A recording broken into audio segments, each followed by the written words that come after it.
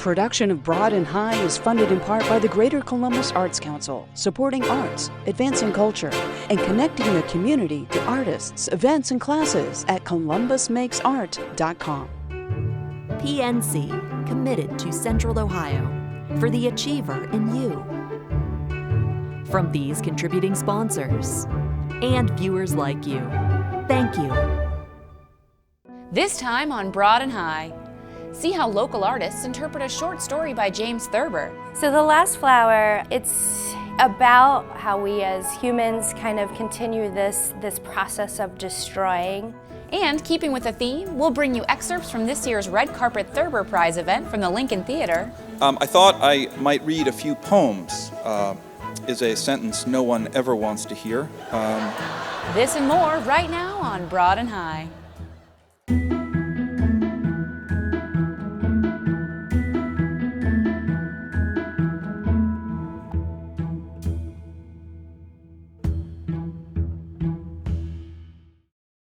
Hi everyone, welcome to Broad and High. I'm your host, Kate Quickle. I'm here inside the Carnegie Gallery at the main branch of the Columbus Metropolitan Library. Currently on view here is an exhibit dedicated to a short story written and illustrated by James Thurber. The Last Flower was published in 1939 near the onset of World War II, and it addresses the endless cycle of war, destruction, hope, and rebirth. As part of the year-long celebration of Thurber's 125th birthday, local artists were challenged to create new work that directly responds to the story's themes.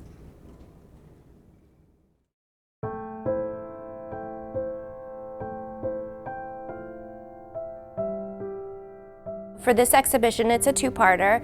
We have James Thurber's original manuscript of The Last Flower, as well as Art Unbound 3. The Last Flower is called A Parable in Pictures. It was written in one night. It was an inspiration that came to him one night, shortly after the breakout of World War II. So it was written in 1939 and published just within a few months. So still very relevant. It talks about the cycles of war and peace.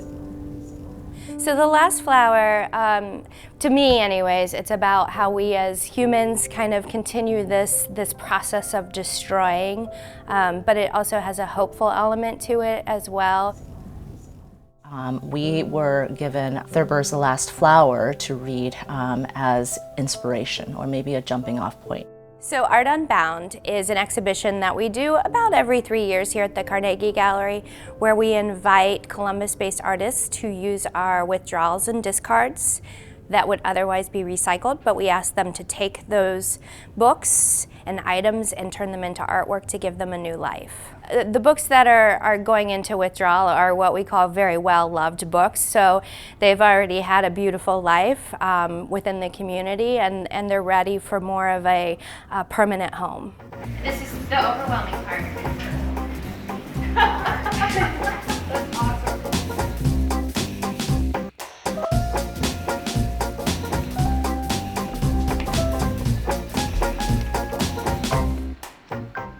So when I was asked to be a part of this, I thought, yeah, what a great way to pull something apart, something that's been read or not read, and turn it into my own with my own viewpoints. Yeah, I was on the lookout for really graphic materials. I wanted to find a lot of black and white, either photography or cartoons, and I found a bunch of Walking Dead books, which I knew was all black and white cartooning with a lot of violence.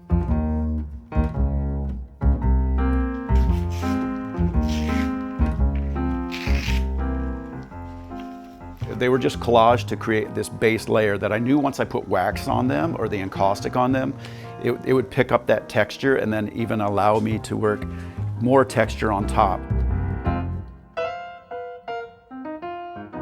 I'm raising two daughters, and that little girl and that flower meant a lot to me. I'm bringing them into a world that's really unsure, you know.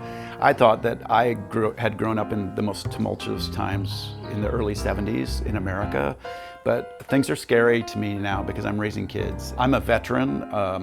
I don't know that that makes any difference, but my view of war has changed in the past 30 years since I've been out of the Army.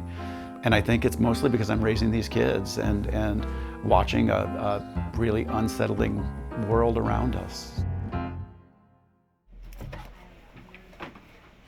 Books are a huge part of my life, and I started to think about how music in my life has been sort of my saving grace in hard times and trials and errors and happy moments, and that's where I drew that inspiration and what I'm working with now. I remember reading one of the last pages in the Thurber parable, where somebody talked about, the staccato kind of motion, or the kind of repetition of that army, sort of the beat of the army marching. When I saw the sheet music, it was really reminiscent of his drawing, this sort of the black ink, single-lined work on this sort of tanned kind of aged paper. And so I grabbed those, still not sure what I wanted to do with it yet. What I find interesting is I'm cutting up these pages of music and then rolling them into small coils, as it were. And so these rolls are then attached to one another. So you would see this sort of sense of, it's almost like a beehive, something that is a little bit more abstracted, a little bit distanced from that idea of here's a flower, this is the last flower, and that the hope that there is hope, that there will be a continuation of more flowers to grow.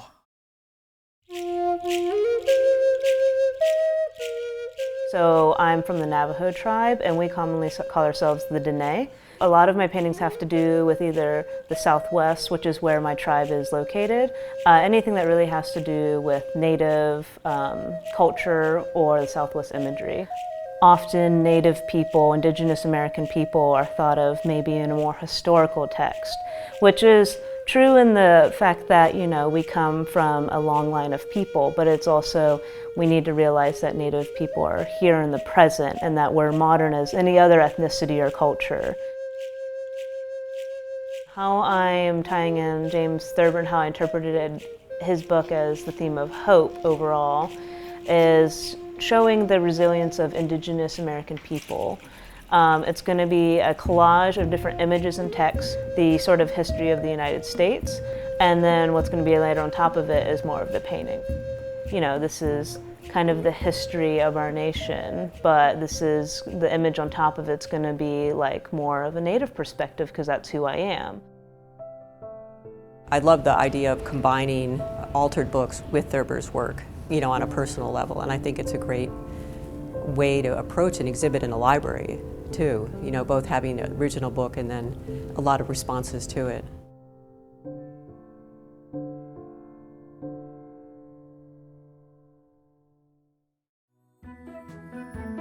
Art Unbound 3 is on view through January 3rd, 2020 at the Carnegie Gallery inside the main library downtown. The exhibit also features the original manuscript and drawings of The Last Flower by James Thurber. Visit friendsofcml.com to learn more. Sticking with a Thurber theme, back in October, the Thurber Prize for American Humor was awarded to Simon Rich for his outstanding contributions in humor writing. The former writer for Saturday Night Live was among 3 finalists for the prize, which was presented right here in Columbus at the Lincoln Theater. Enjoy these excerpts.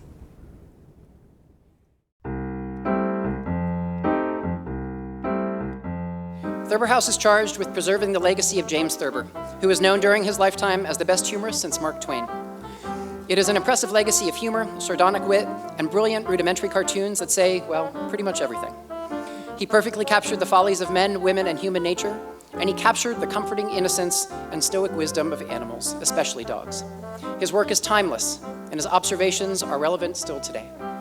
This year, as we commemorate our 35th anniversary of Thurber House and the 125th birthday of James Thurber, we seek to expand our reach to promote the extraordinary work of accomplished authors, 3 of whom are finalists for this year's Thurber Prize for American Humor. So, ladies and gentlemen, please welcome to the stage the Thurber Prize for American Humor finalists for 2019, Sloane Crosley, John Kenny, and Simon Rich.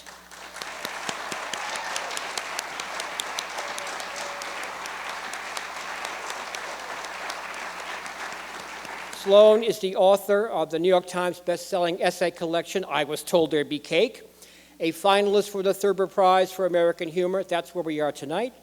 And How Did You Get This Number, as well as Look Alive Out There, which is her latest, and the best-selling novel, The Clasp. Please welcome Sloane Crossley.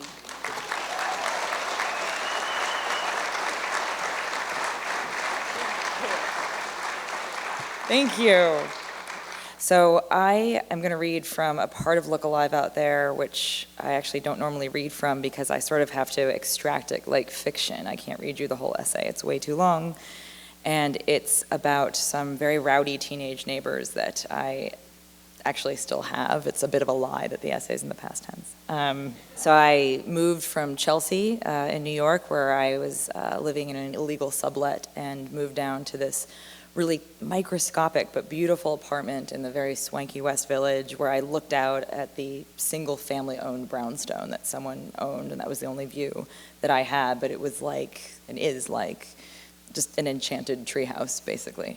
And then it becomes not like that. So this is what I call the mother of all noise complaint essays. And then one day the leaves dropped and Jared came out. Jared lived in the townhouse directly behind my apartment.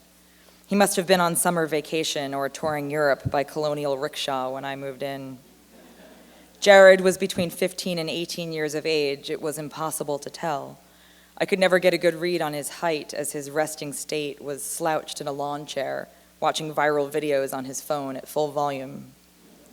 How do I begin to explain my relationship with this creature? Is it a relationship if you've never met? Certainly this is an acceptable dynamic online, but played out in real life, it's called stalking.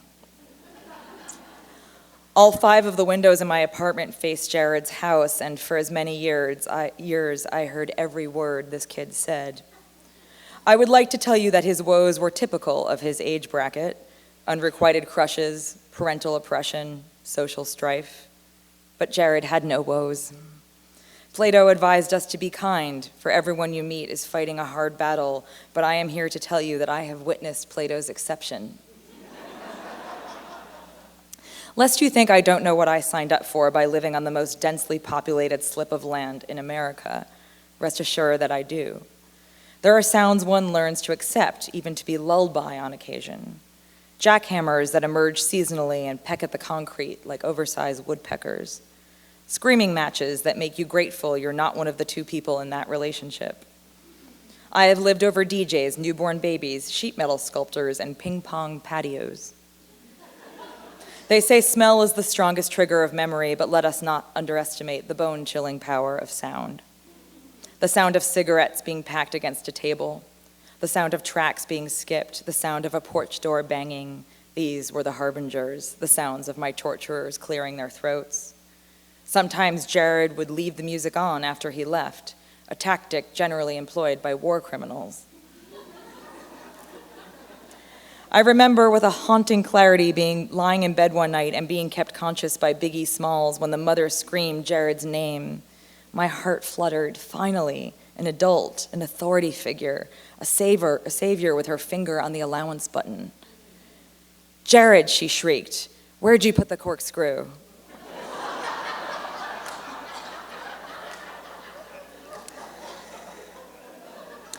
The woman who lived in the apartment next to mine did not have the box seats I did, but she did have a 4-month-old baby. I asked her if the people in the back ever bothered her. Oh, you mean Jared? She groaned. When we moved in, he was still a little kid. I thought he was so cute playing in the backyard, but you know what they say about tiger cubs. What do they say? Don't adopt tiger cubs. And then it gets worse. Thank you.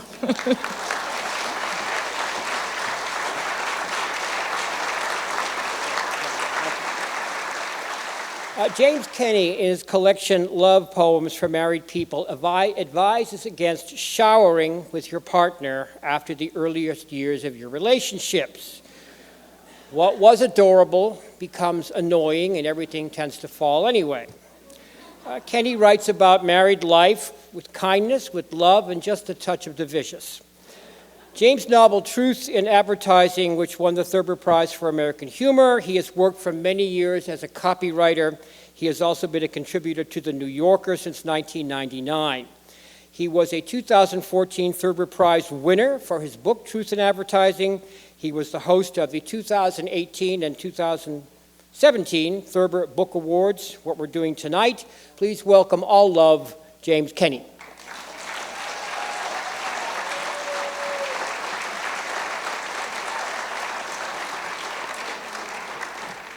Thank you so much, and good evening, and thank you for being here. My name is John Kenney. I'm not in control of the evening, as the host usually is. Knowing beforehand, for example, the names of the people.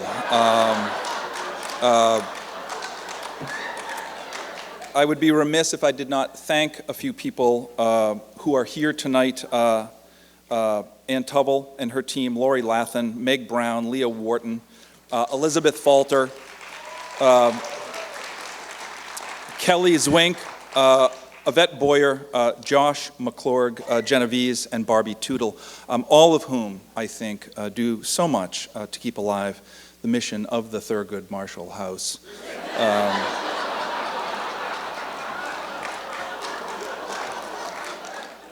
I think he was, without a doubt, the funniest Supreme Court justice. Just wanted to check on my name. I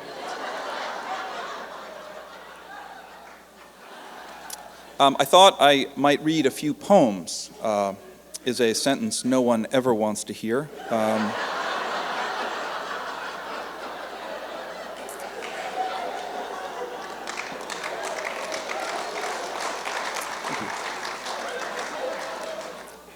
This is called Our Love. Our love is like the padlocks on the Pont des Arts in Paris. Thousands of locks, symbols of unbreakable love. Isn't that beautiful? Apparently, though, all those locks are too heavy for the bridge. Did you hear this? I read it somewhere. The locks are weighing the bridge down. So you know what they're going to do?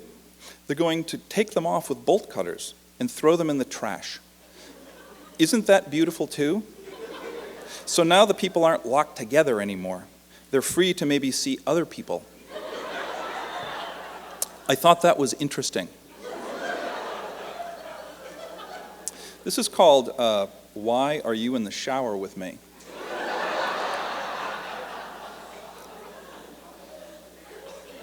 I should emphasize these are fiction. I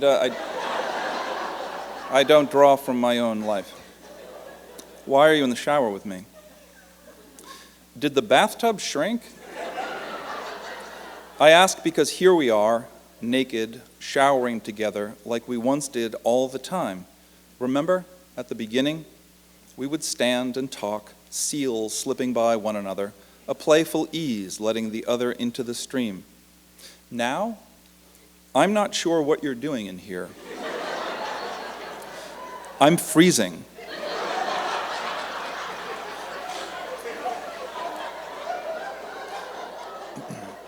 There's shampoo stinging my eyes. You just stepped on my foot. For the love of Christ, who flushed the toilet? Because I'm being scalded alive. Get out now. It was a nice idea, though, honey. Could you close the door? Just going to read 15 or 20 more.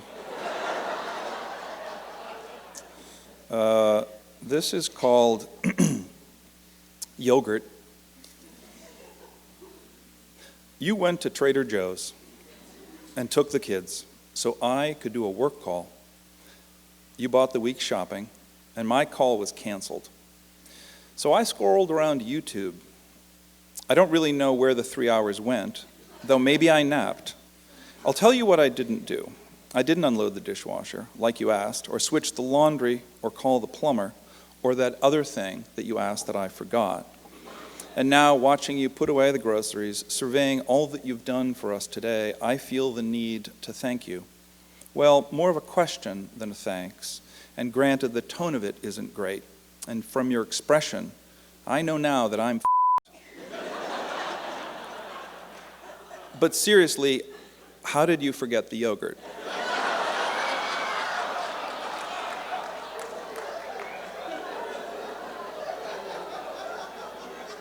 Thank you.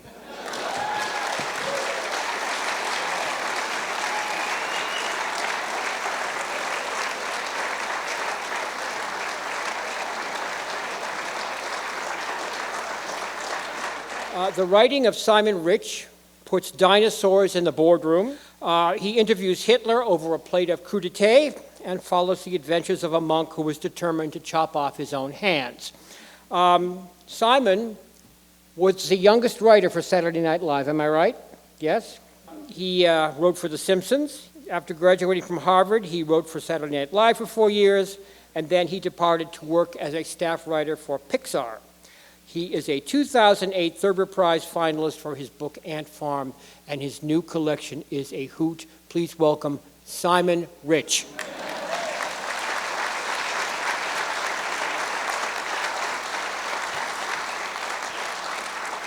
Thank you so much. Thanks, everybody.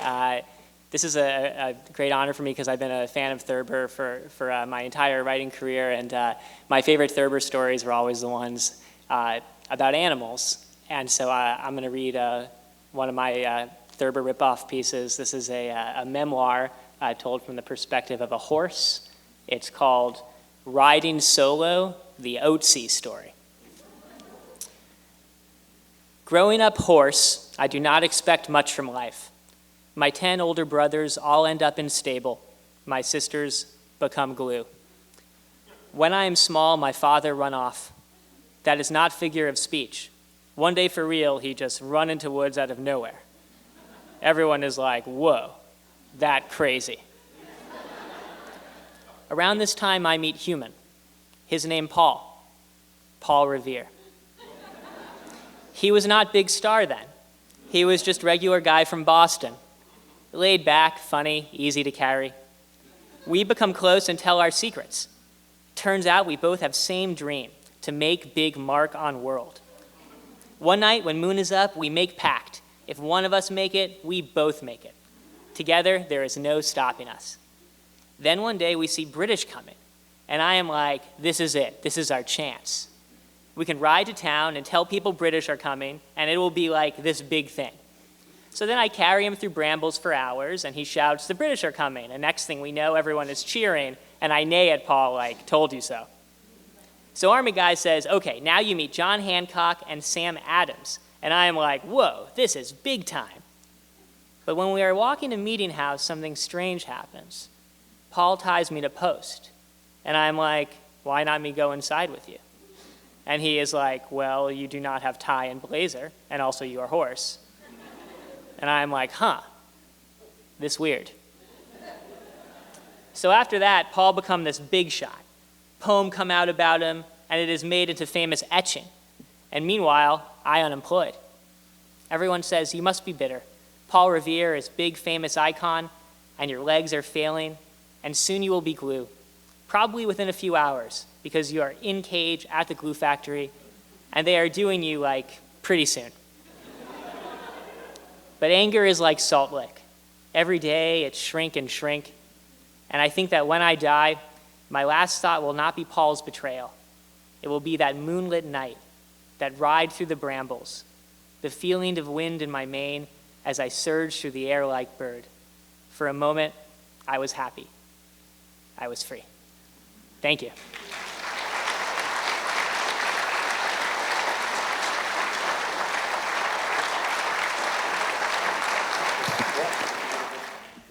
Well, now for the moment that you've all been waiting for. Together? Okay. The winner of the 2019 Thurber Prize for American Humor is Simon Rich.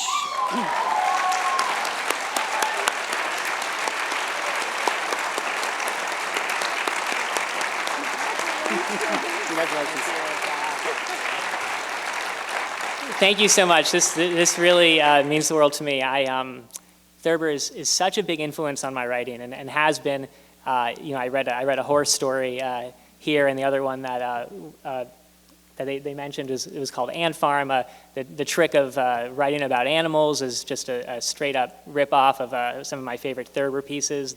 The trick of coming up with high-stakes visceral metaphors to describe the dumbest, most trivial aspects of everyday life is, again, just something I stole from Thurber.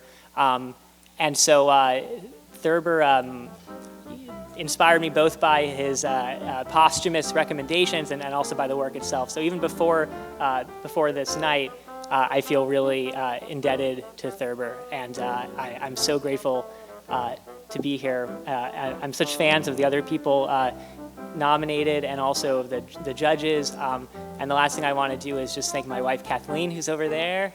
Thank you, Kathleen, and thanks to all of you. I really appreciate this.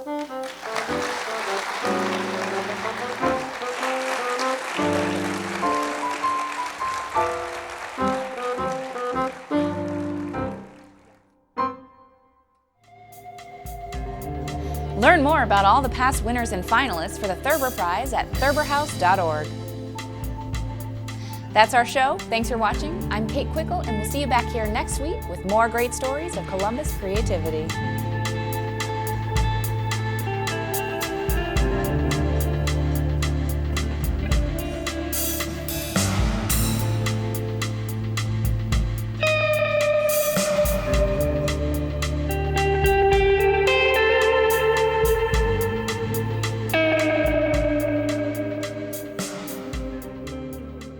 Production of Broad and High is funded in part by the Greater Columbus Arts Council, supporting arts, advancing culture, and connecting the community to artists, events, and classes at columbusmakesart.com. PNC, committed to Central Ohio, for the achiever in you. From these contributing sponsors and viewers like you, thank you.